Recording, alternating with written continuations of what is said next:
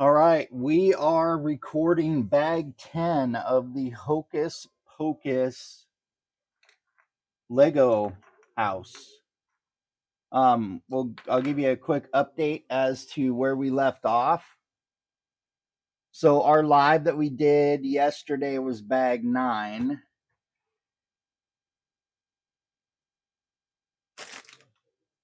We will be going live with bag 12, so bag 10 and 11 will be recorded. So we ended up doing the chimney with the purple smoke, and then of course the wheel moves the flames up and down. A lot of aesthetic stuff to the top.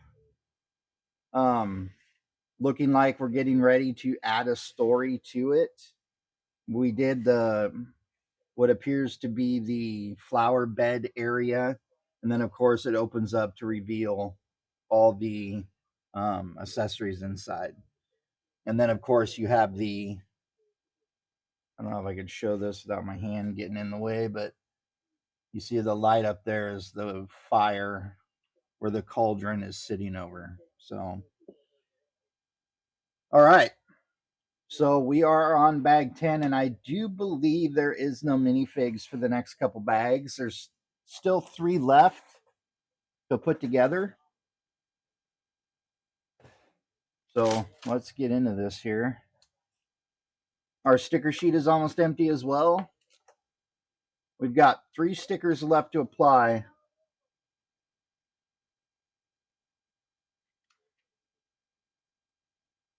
Looks like we're doing a corner of the roof.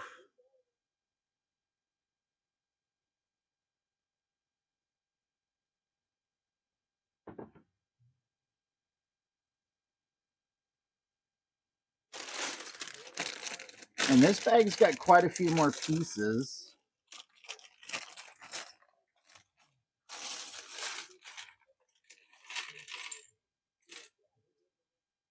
in it than we've seen in a little bit. So I'm guessing due to the structure of it.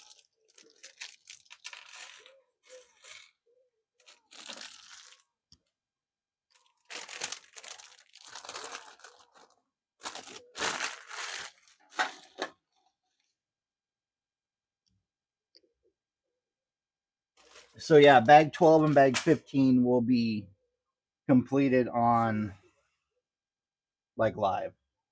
So we had an interesting evening last night. We actually, in our town, a Texas Roadhouse restaurant opened up in a place that used to be popular with restaurant.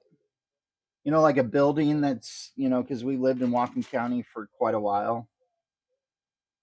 And um, this building that they're in right now has been a restaurant of a couple different types over the years. And then I think it was at Billy McHale's the last time, but COVID shut them down. And so the building's been empty for, since I think 2019, 2020. And then they knocked it down, and then it was just like a vacant thing until they started rebuilding. And then we learned that it was going to turn into a Texas Roadhouse. For some reason in our area, to get a good steak is hard to come by anymore. We did have an Outback Steakhouse about 30 minutes south of us for a lot of years, and they went out of, shouldn't Outback didn't go out of business, but that location got shut down. Um, so they're opening up kind of at the right time, because you need a steak place if you're a fan of that in your area.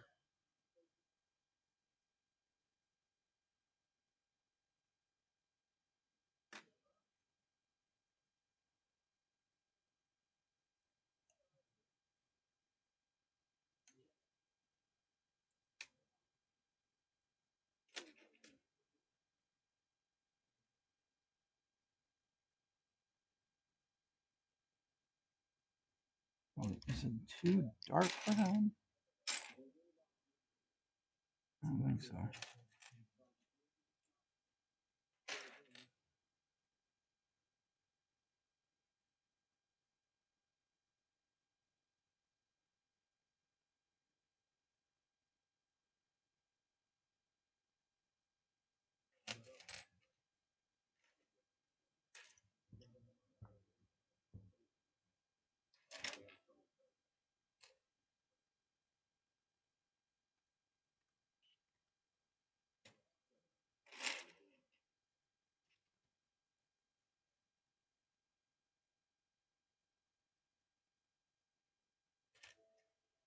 A second bag, I'm guessing, maybe.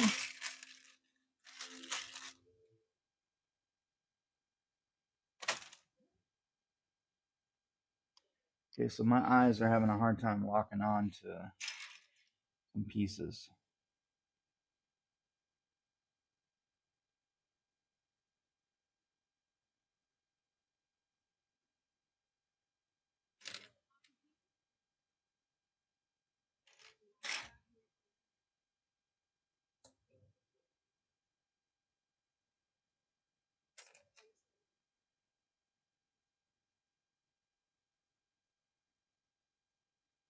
There's a new series I started watching this morning. It's called Twisted Killers.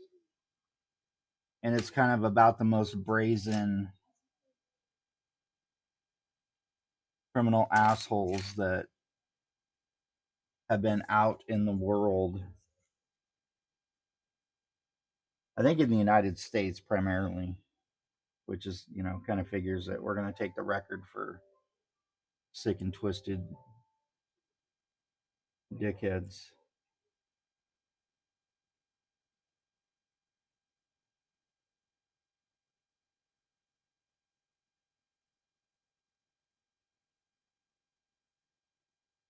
But yeah, the Outback, or not the Outback, holy hell, that's sacrilege right there.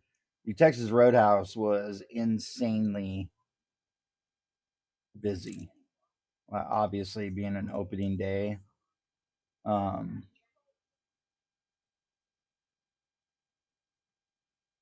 yeah, and extremely chaotic.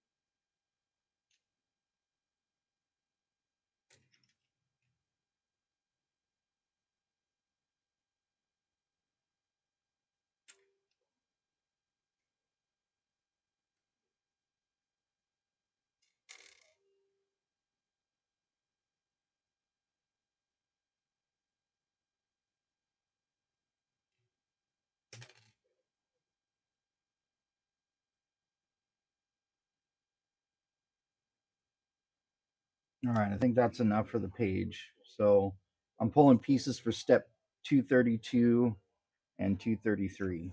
So,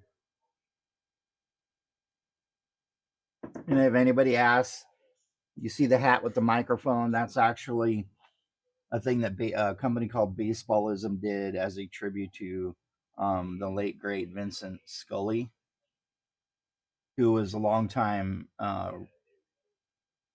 radio and television broadcaster for the LA Dodgers. Um, I think I think the number was he was in worked for the Dodgers for like 50 years. So Vince Scully, very iconic. And Baseballism did a collab with him right around the time he retired.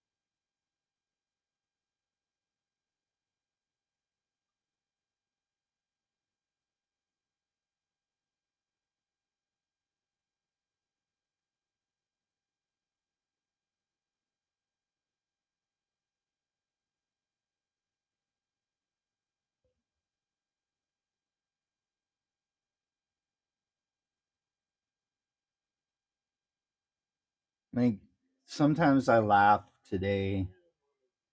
This is going to be a little bit of a ranty kind of thing, but you watch a lot of these shows, and they talk about police being, suspicious of people, right? You go to take a polygraph. You seem nervous. You're like, yeah, no shit. I'm nervous because most of the time, when people come in to do that, you're scared as hell because what is the machine going to say? you know or are you just going to disregard? If I pass it, you're going to disregard the results and still accuse me of whatever you're accusing me for. And it's like people when they get called into question on something and they appear nervous. It's like, no shit. Why do you think so many true crime shows exist? Because there's so many times that police put people in a situation that fucking makes them nervous. Like, no shit. Think about it. And then for any idiot that would agree to a polygraph, you're a moron because polygraphs are inadmissible in court for a reason, not reliable.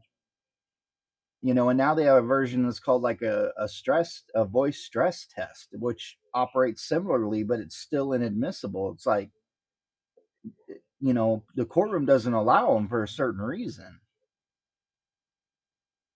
And you get all these incidents where, somebody might, um,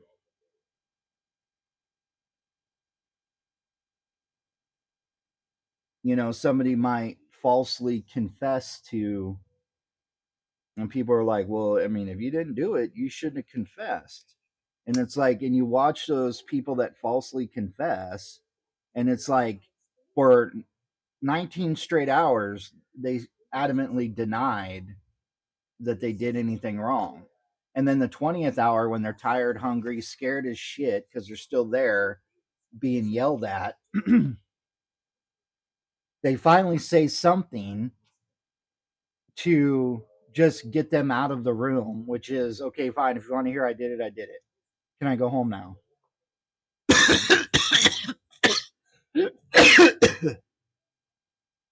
Excuse me. Anyway, you know, would that be, a position that I would put myself in? No.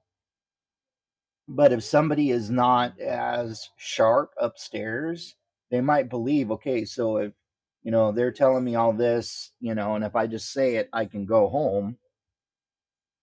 So you can totally see how false confessions can exist. One of the other things too is like, I used to always think that people that bitched and complained about like the justice system, right? Like they get arrested and they get booked into county jail. And they bitch and complain about the conditions and the treatment. I can tell you that that shit is real. I used to think it wasn't until I found out that it actually is true.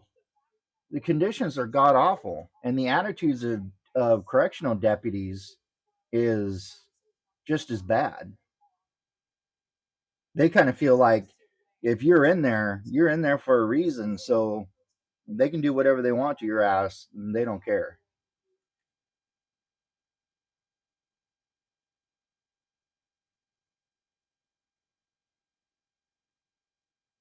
I just find that, I don't know, it's just interesting. It's like even cops today don't try to use common sense with dealing with people. It's like, if I'm calling you in to talk about a victim, because we need background on how to get to know what their life was like, and you get called in the police and they ask you a bunch of questions, you answer them.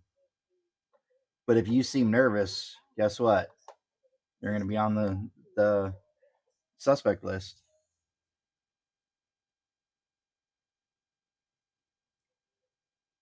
And you can even see and apply that same thing to how people get convicted wrongly.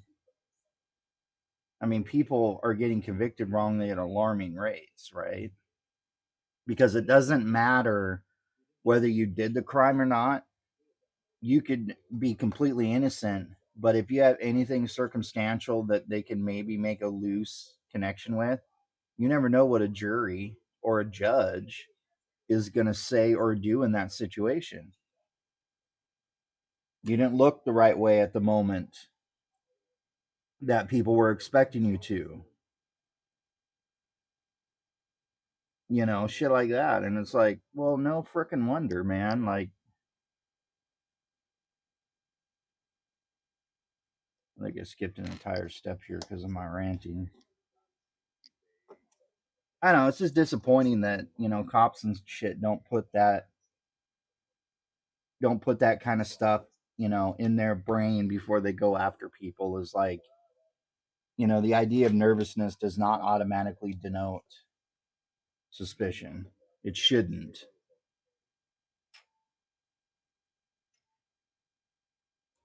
But, police and prosecutors don't give a shit. They want conviction rates. That's all they care about.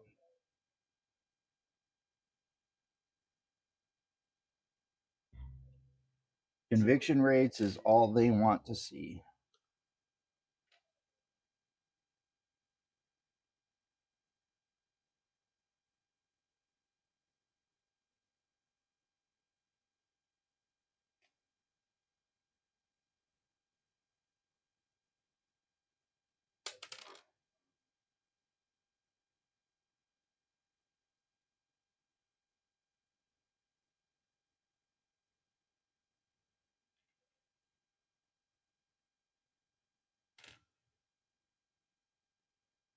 I grew up in a generation where, the police were regarded as your protector. You know, Back in the day, cops were revered. You know, that idea has slowly kind of eroded away over the years. And it was accelerated during the defund the police movement, where police stopped giving a shit, stopped caring. And at the same time, that forced people into a position where if I call the police because of something and they don't do anything about it, all of a sudden that level of protection that I get that gave me comfort, a blanket to make me feel safe, is no longer there.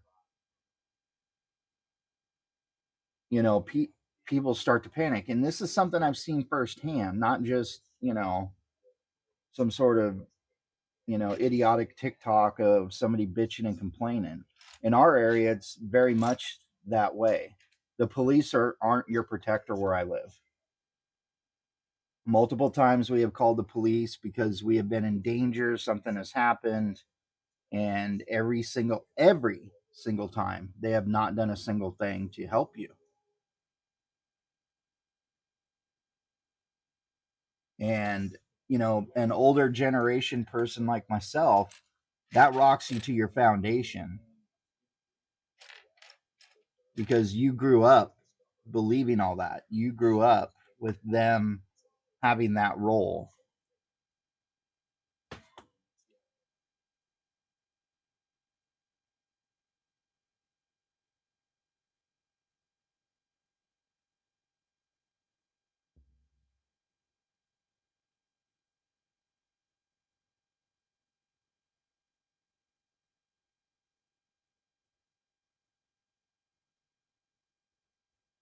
Okay, I think this is a subject I'm passionate about, obviously. So I've kind of screwed up my cadence here, so I'm trying to get it back.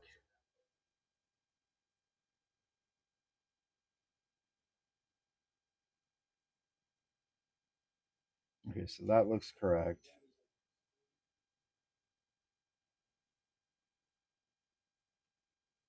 I still need one more.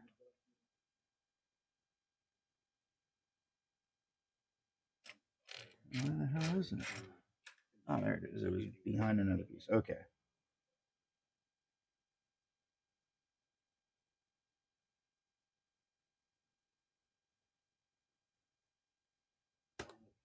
You know, I've said this before in like some of my videos is like, I will never be a fan of defund the police, but am I an outward supporter of the blue anymore? No, not at all.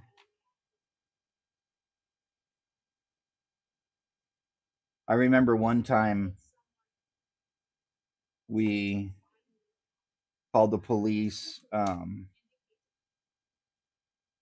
because we had vandalism that happened to our building, and it happened where not only did we get multiple thousands of dollars damage done, but also damaged city property in the same vandalism. We had called the police, and the funniest shit is we had to file the complaint online. So, by our statutes, if you were convicted of the amount that you damaged, you would go to prison, and you would go to prison for a long time because the amount was so high. Nope.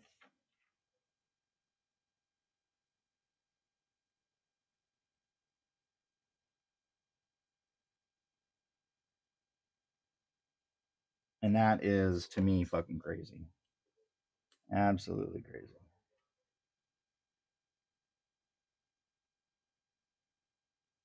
All right, we got a lot of aesthetics we're adding to this.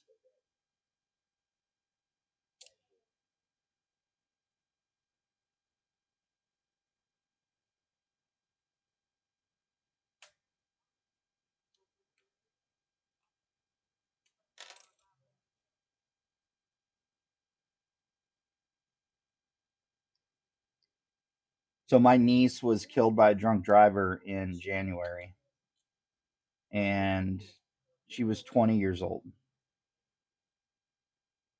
Absolutely devastating to my sister, obviously, and my family. She had just recently gotten married. I did the whole, funeral thing, even though, I was having a hard time with it, obviously, because I wasn't super close to her. But, you know,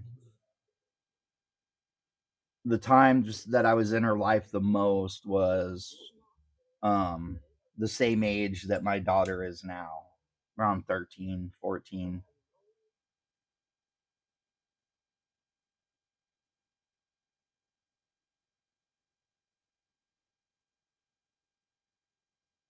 Webcam's kind of freaking out. So if you get a little bit of a buffer, I apologize. Anyway, so the guy that committed the crime was arrested, obviously. So he just got sentenced the other day. And we were asked if we wanted to go to the sentencing. And I said, absolutely not. Stacy and I talked about it and was like, there's no benefit of us um, being involved in that. And there were others in her life that, you know, kind of said the same thing. Like, because I don't know if I could contain my, you know, behavior enough to not disrespect the court. Don't want to do that. And this some bitch he had multiple, arrests, things like that. And this some bitch got 7 years. Most likely will be out in 2 for killing somebody.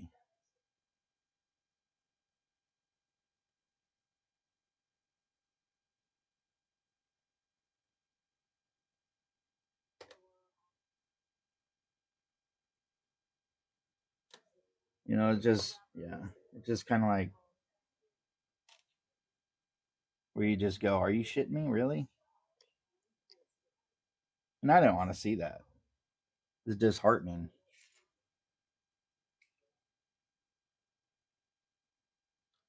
And then it's like, what's the point? Is that justice? Somebody was killed due to somebody else's negligence. And it wasn't like, you know, you have a mitigated circumstance that allows for drunk driving. Like, no, there's no circumstance that makes that okay. But it didn't matter. It did not matter.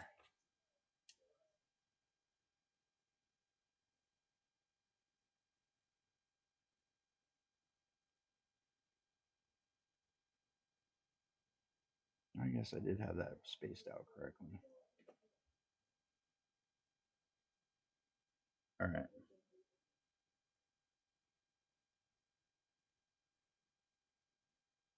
Yeah, so it's just interesting.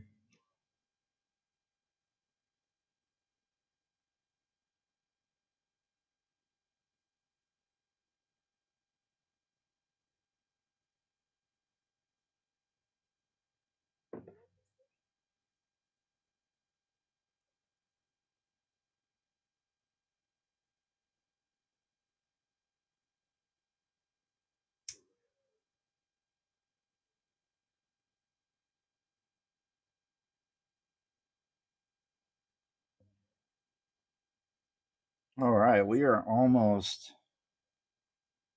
about halfway through the bag piecewise. I'll kind of show you. We're getting ready to put it on, so let me get this step done.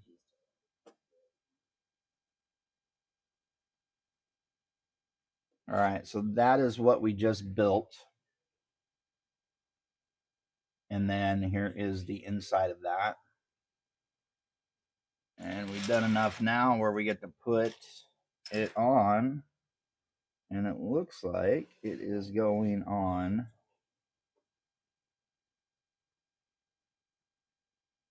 this side.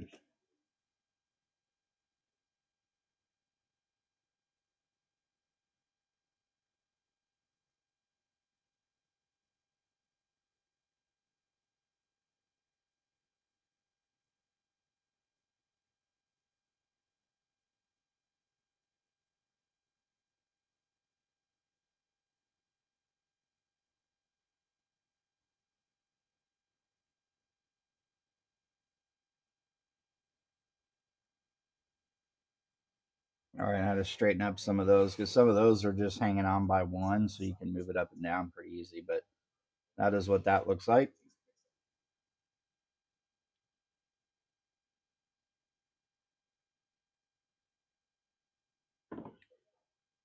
But anyway, back to the Texas Roadhouse from last night. It was awesome.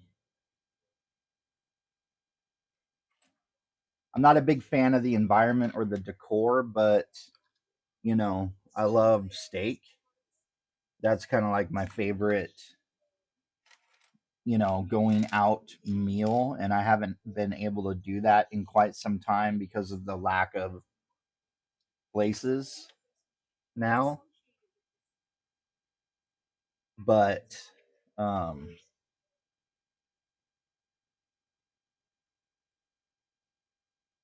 it was, the steak was perfectly done. Whoever's running the kitchen there, they really understand. Like, I'm a medium rare kind of person, and you probably had this happen where you go to a restaurant and you say medium rare and it comes out charbroiled, and you're like, I don't think they understand the definition.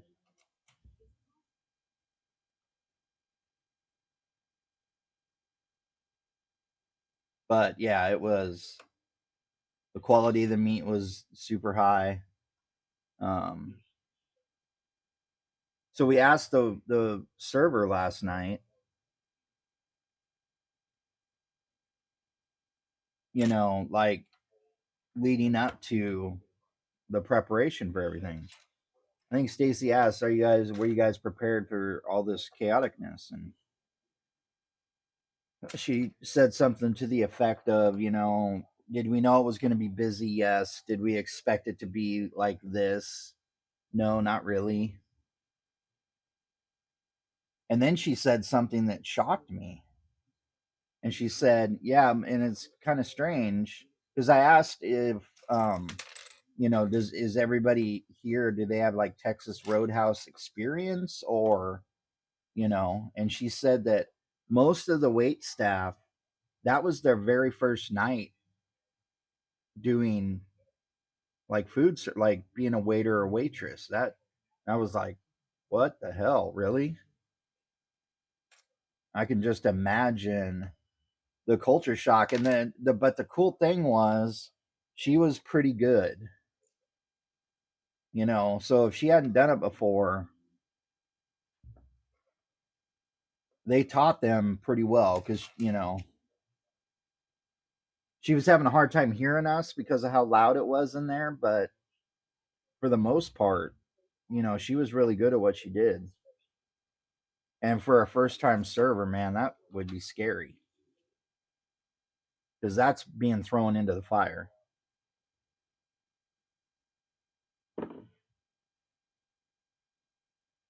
But she did say, though, that technically they looked at the strategicness of the restaurant opening, and management kind of made the determination that, yeah, it looks like we're going to do well because the amount of steak places available is few and far between in the county that we live in, without spending, several $100s on a meal, which we've done before. But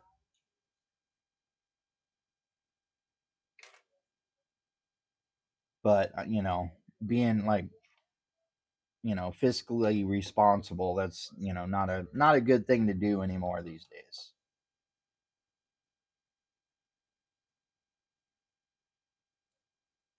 All right, we are definitely getting down to it here.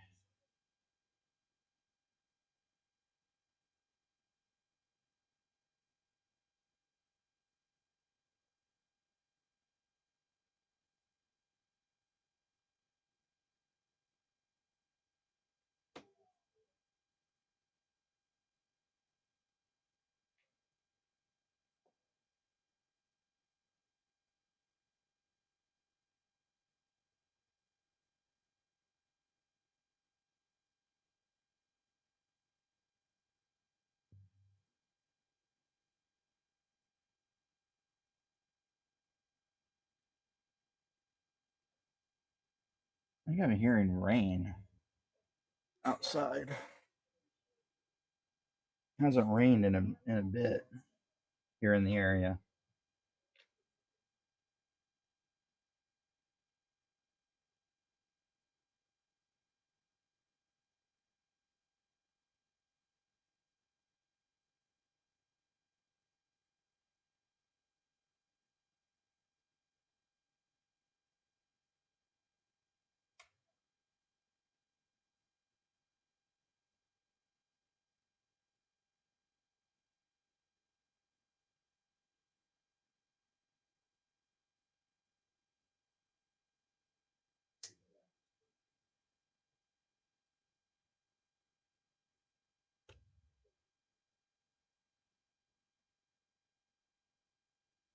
All right, these are the last of these angled pieces that we're putting together.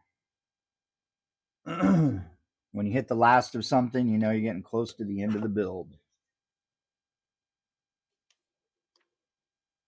All right, so this then goes on the opposite wall.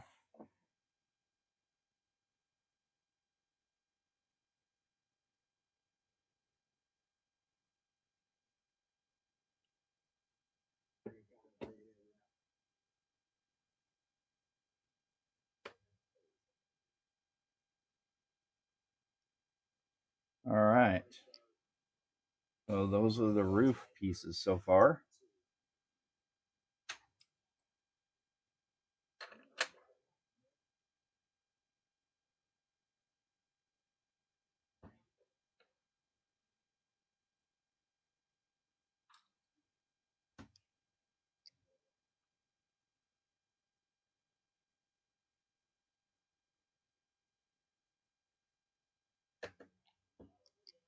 I bet this goes and bridges the gap We're bridges across here, I think.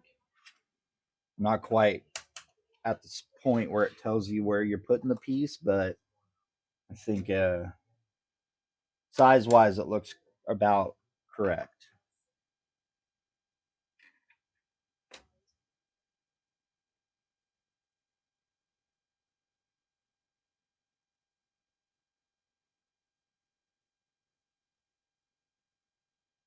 The chain thing is interesting. I'm curious, what are these going to hang down?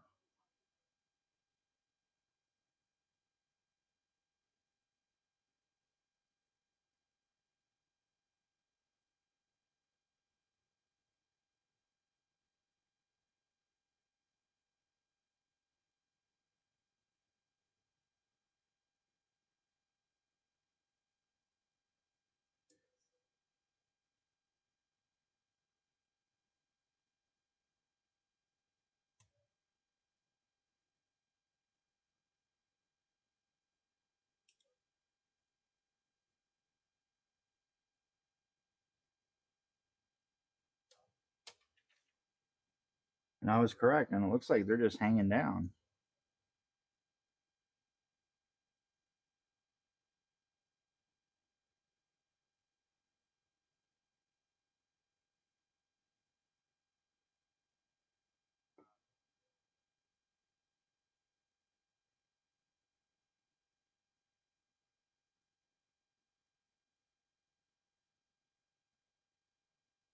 All right.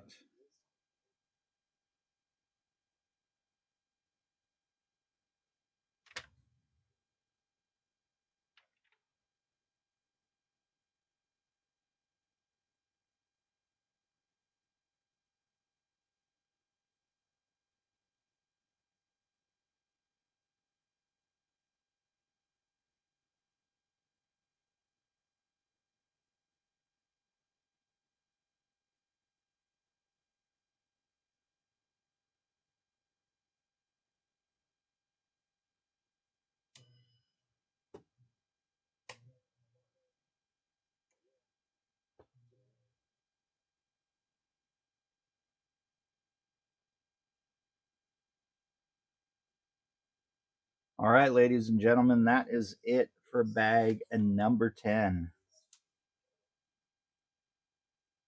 I would imagine the next bag or two is going to be roof pieces. Looks like kind of looking ahead real quick. No, this might, it will be. So it looks like bag number 10 is going to be one side of the roof. Yep. Oh, and I see what the chains are for. And that's pretty cool. And then it looks like when I go live with bag 12, it will be the other side of the roof. But you're going to want to watch what happens with the chains because that's pretty dope. I like that. So that'll be coming up in bag number 11. All right, guys, thanks for watching. Hope you enjoyed it, and we will see everybody next time.